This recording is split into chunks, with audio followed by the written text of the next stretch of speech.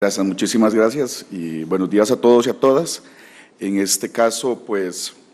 para mí es un placer poder participar en esta tan importante conversatorio. Realmente es algo novedoso y para todos los que nos dedicamos al derecho laboral, específicamente a lo que es la materia RAC en derecho laboral, pues esto es algo que viene a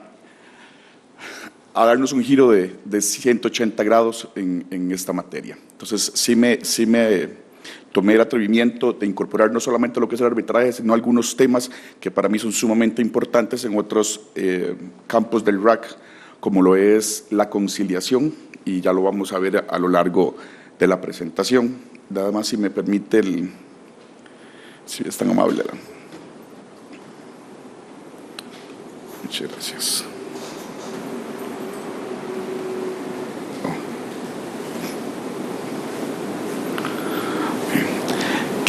Para iniciar, pues me gustaría conversar respecto a lo que son los métodos alternativos de solución de conflictos que están presentes en la reforma procesal laboral. Según la misma reforma, se da una prioridad en su utilización de todos estos métodos como medios de paz entre las partes. Esto en concordancia con el artículo 1 de la ley RAC 7727, pues la misma reforma procesal laboral viene a indicarnos que deben utilizarse prioritariamente cualquiera de estos 5 mecanismos RAC para la solución de conflictos y como medios de paz entre las partes y para la sociedad. Incluso lo indica así la reforma procesal laboral, pues evidentemente habla del arreglo directo que ya existe actualmente, así como la conciliación, incorpora lo que es la mediación, el arbitraje como eje central del presente conversatorio, pero me gustaría hacer acotación principal en lo que son los amigables componedores. Cuando la reforma procesal laboral nos habla del arreglo directo, nos indica que patronos y trabajadores pueden negociar directamente, ya sea entre ellos o con la ayuda de cualquier otro amigable componedor. Esto pues llama la atención y lo traigo a colación en el presente conversatorio, porque si nos vamos a la raíz o al significado de lo que es un amigable componedor, pues sabemos que es un tercero que las partes escogen para que rinda un informe, el cual es vinculante para las partes. Entonces, ahí pues, se los dejo, no es el tema principal del conversatorio, pero se los dejo un poco a análisis en el sentido de que si estamos en un arreglo directo, pero estamos incorporando un amigable componedor, que es un tercero, que rinde un informe vinculante para las partes, entonces, ¿cuál es la razón de ser de esta figura dentro del arreglo directo? Igualmente, pues,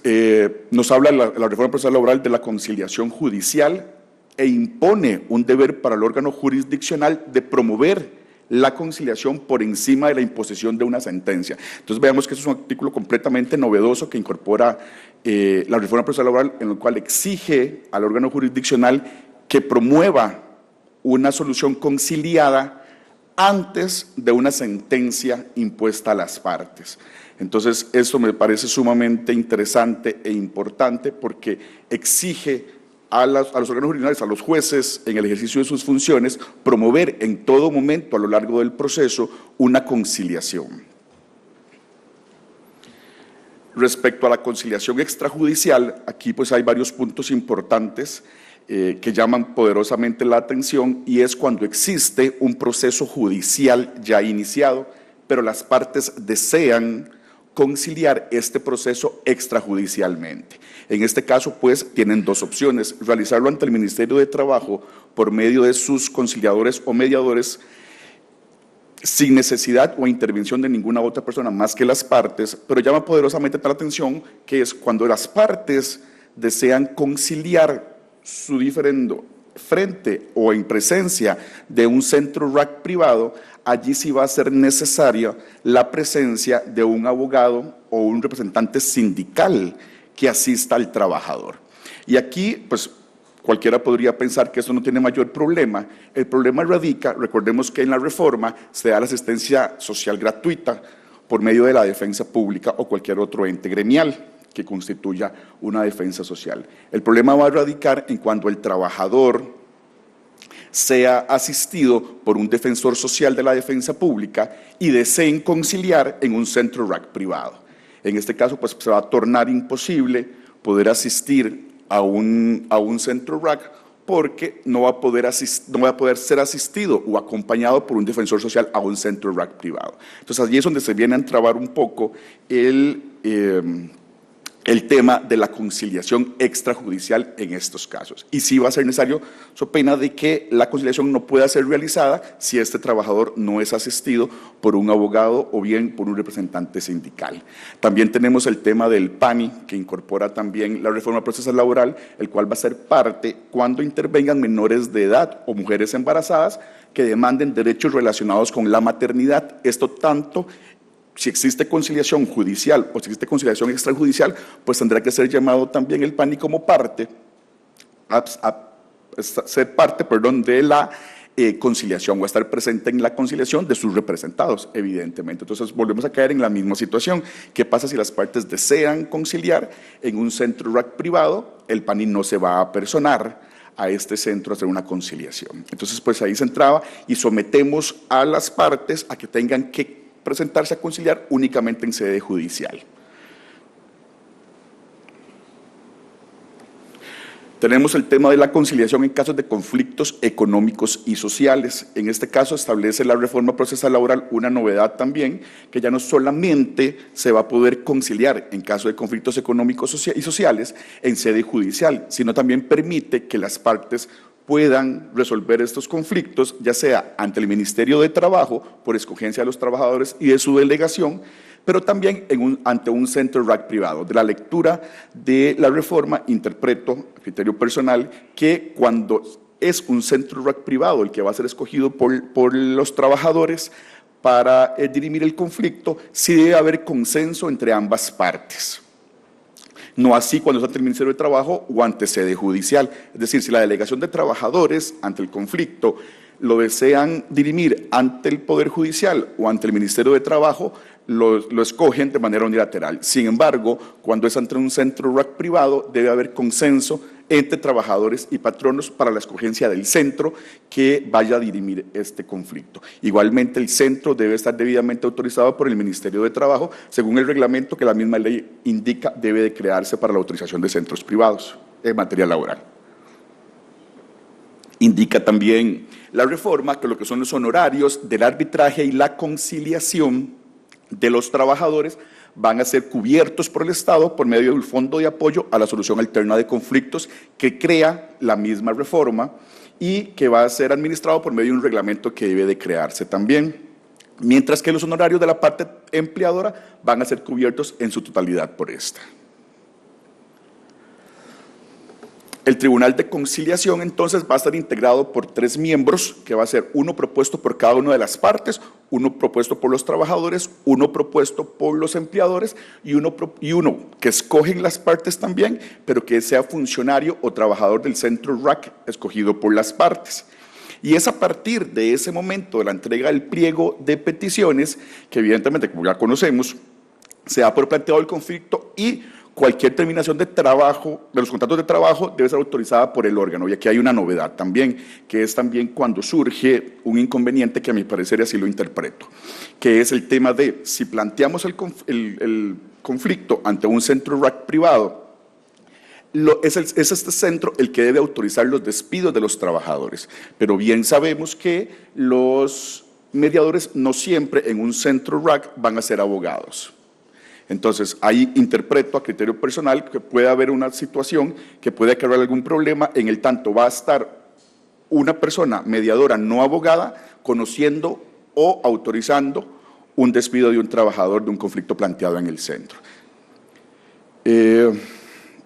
Igualmente, en la parte patronal, en ese tema de la conciliación en conflictos de carácter económico y social, pues puede representarse por medio de una delegación o de manera personal y también, como ya había indicado, va a proponer un conciliador que integre el tribunal. En el caso del procedimiento arbitral, también en conflictos de carácter económicos y sociales,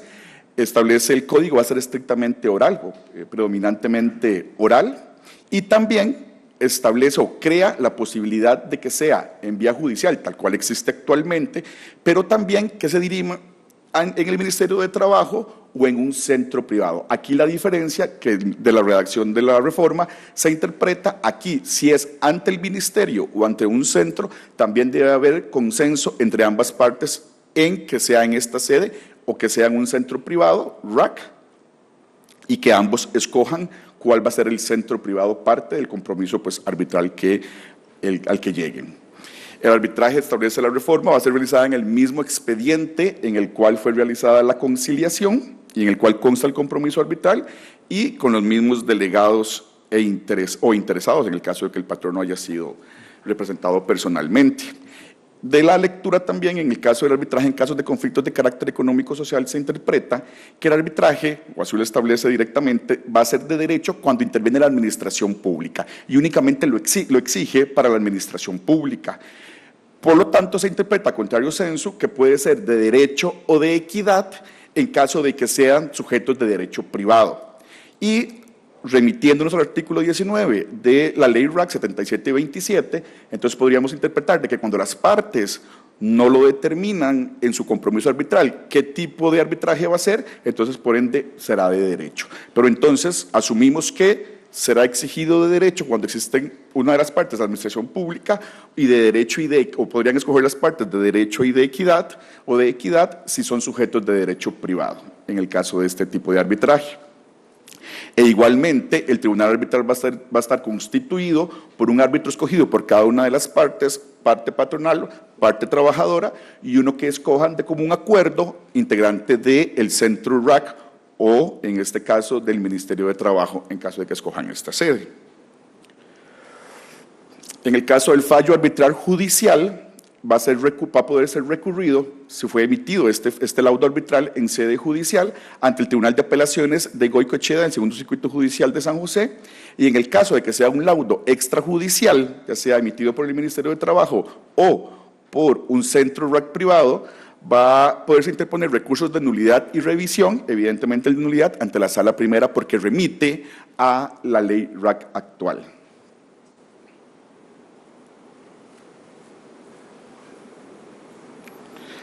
Establece, si bien es cierto, la reforma procesal laboral establece que va a haber un reglamento creado por el Ministerio para la autorización de centros privados en materia laboral, establece muy sencillos requisitos para conciliadores y árbitros que se suscriben a los que pues, pueden ver en la presentación, que pues, a grandes rasgos sería ser mayor de 25 años y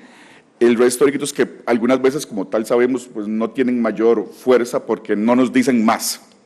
Entonces, será, a mi criterio, el reglamento que emita el Ministerio de Trabajo el que determine los requisitos reales que debe contener tanto el centro como los mediadores y conciliadores para poder ejercer este tipo de mecanismos ante la reforma procesal. Este artículo realmente quise traerlo al conversatorio porque me genera bastante duda, en razón de, pues, al no estar operando todavía la reforma, que vaya a suceder. Me voy a permitir leerlo haciendo énfasis en lo que está en negrita y subrayado. Dice: en toda sentencia, incluidas las anticipadas y las resoluciones que provoquen el perecimiento del proceso por litispendencia, incompetencia personal del territorio nacional, satisfacción extraprocesal, que podría venir a ser el tema de una conciliación extrajudicial, o deserción, se condenará al vencido, a quien ha satisfecho el derecho o a la parte sancionada con la finalización del asunto al pago de las costas personales y procesales. Entonces, esto realmente me crea alguna duda respecto a qué pasa si las partes no dejan expresamente en su conciliación extrajudicial nada dicho respecto a las costas. En el momento que se homologue el acuerdo conciliatorio al que llegaron las partes, perfectamente el juez podría venir a condenar a una de las partes, así lo establece el 562. El 563 crea una exención en 3 casos que en ninguno se aplica para el caso de una conciliación extrajudicial. Entonces, pues, igualmente se los dejo para que lo puedan analizar. A mi criterio, podría venirse a condenar a una persona o a un patrono, por ejemplo, que haya satisfecho el derecho tal cual lo indica la norma por medio de una satisfacción extraprocesal y aún así ser condenado en costas. También la reforma procesal laboral establece una novedad respecto a la ejecución de acuerdos conciliatorios, que actualmente no lo tenemos, y establece que los acuerdos conciliatorios extrajudiciales, y así lo dice la norma, que los cuales tienen autoridad y cosa juzgada, son ejecutables en la misma vía y en la misma forma en que son ejecutables las sentencias emitidas. Entonces, eso es algo novedoso que actualmente pues, no lo tenemos y ya la norma viene a incorporarlo. Entonces, de mi parte sería.